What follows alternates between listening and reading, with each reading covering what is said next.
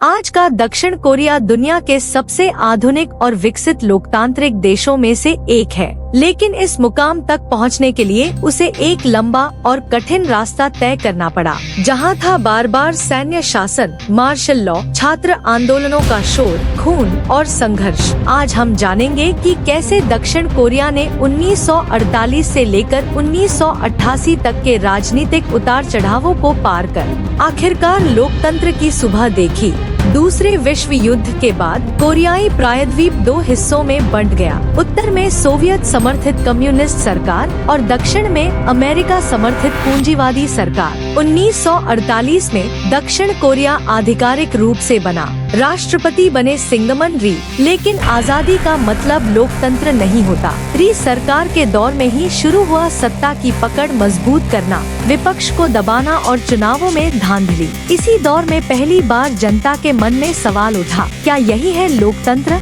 1960 में जब सिंगमन री सरकार फिर से चुनावों में धांधली करके सत्ता में आना चाही, तभी भड़क उठे छात्र। शुरू हुआ अप्रैल रिवॉल्यूशन। पुलिस की गोली से एक छात्र की मौत होते ही आंदोलन पूरे देश में फैल गया। आखिरकार राष्ट्रपति री को इस्तीफा देना पड़ा। यह पल था दक्षिण कोरिया के राजनीतिक इतिहास में जनता की पहली बड़ी जीत। जन आंदोलन के बाद एक स्थिर सरकार बनने से पहले ही 1961 में सेना के जनरल पार्क चुंगही ने तख्तापलट कर सत्ता पर कब्जा कर लिया। वो पहले एक सैन्य शासक थे, फिर 1963 में चुनाव लड़कर राष्ट्रपति बने, लेकिन उनका शासन था काफी हद तक तानाशाही जैसा। पार्क चुंगही ने लोकतंत्र नहीं बल्कि आर्थिक विकास के नाम पर राजनीतिक दमन की नीति अपनाई। उन्होंने मीडिया पर नियंत्रण रखा, विपक्षी नेताओं को गिरफ्तार करवाया और कई बार देश में मार्शल लॉ लागू किया।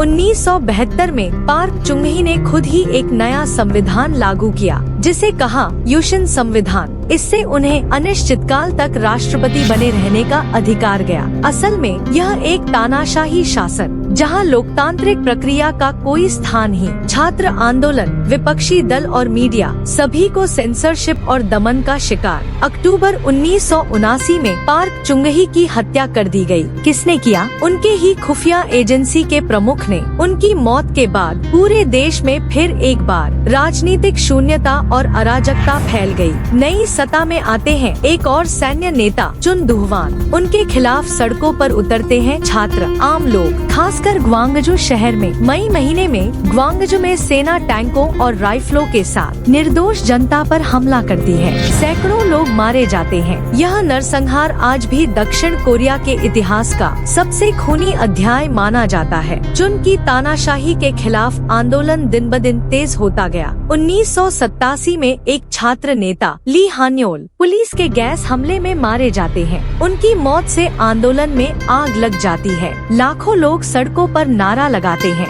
हमें अब और सैन्य शासन नहीं चाहिए। आखिरकार चुन दुहवान को लोकतांत्रिक चुनावों की बात माननी पड़ती है। 1988 के चुनावों के साथ दक्षिण कोरिया में लोकतंत्र की शुरुआत होती है। चुन दुहवान सत्ता से हटते हैं और देश की बागडोर संभालता है एक नागरिक सरकार। इसी साल सियोल ओलंपिक का आयोजन होता है, जिसके जरिए दुनिया देखती है एक नया दक्षिण कोरिया, लोकतांत्रिक, विकसित और आधुनिक।